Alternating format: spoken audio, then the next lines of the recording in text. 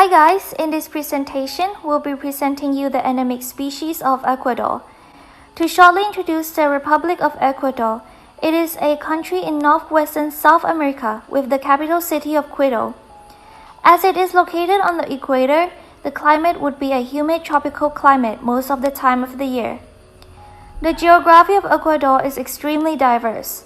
Various natural heritage sites including the Andes mountain ranges, the Galapagos Island on the west coast, and the Amazon forest at the east.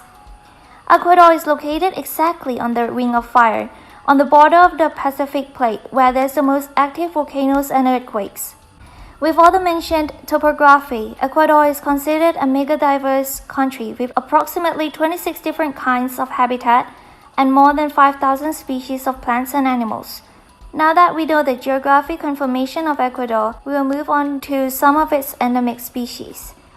The pink iguana, the flightless cormorant, and the marine iguana, all from the Galapagos Island. We will mainly focus on the marine iguana. Let's start with the pink iguana of the Galapagos.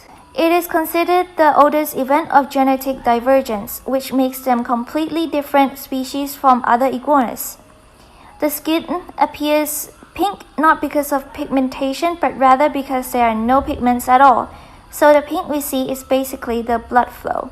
They have strong hind legs and sharp claws, and they like to feed on vegetation like pear, leaves, and fruits. Pink iguanas are critically endangered because they are found only in the slopes of Wu volcano, where the volcanoes are still active. This makes it more risky for their survival. So for our next species, the flightless cormorant. It is the heaviest among cormorant species, but also lost the ability to fly. In fact, their wings are stunted and are 1/3 the size of a normal cormorant wing. One obvious character of flightless cormorants is their turquoise eyes. They also have webbed toes, just like other cormorants, adapted for swimming and food scavenging, which their foods would usually be eels and octopus. They would live on Isabela and Fernandina Island.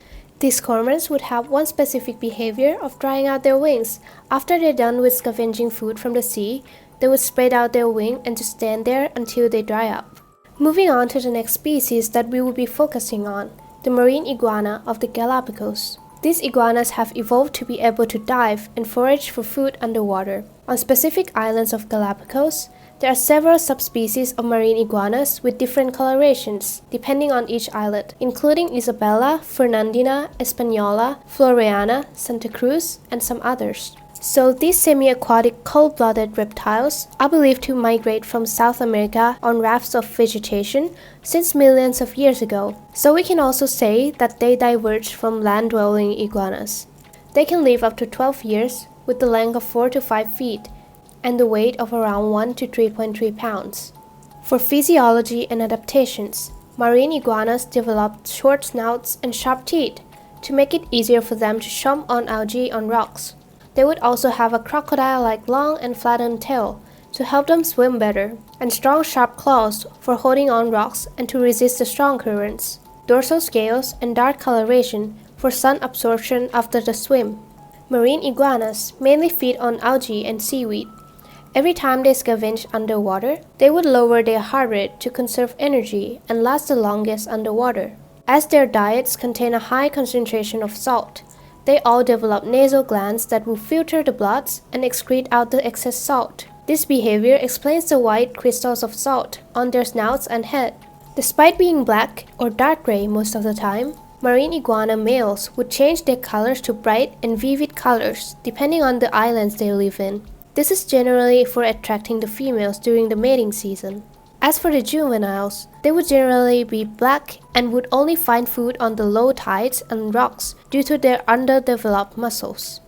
As one of the most vulnerable species of the Galapagos, the population of marine iguanas are affected by various events including El Niño, oil spills, pollution, the presence of alien species including cats and dogs that came with the tourists. They would eat up or hunt for the iguana's eggs and juveniles. This would be all for our presentation, and these are the list of some sources used. We hope that this presentation was beneficial to you, and thank you so much for your attention.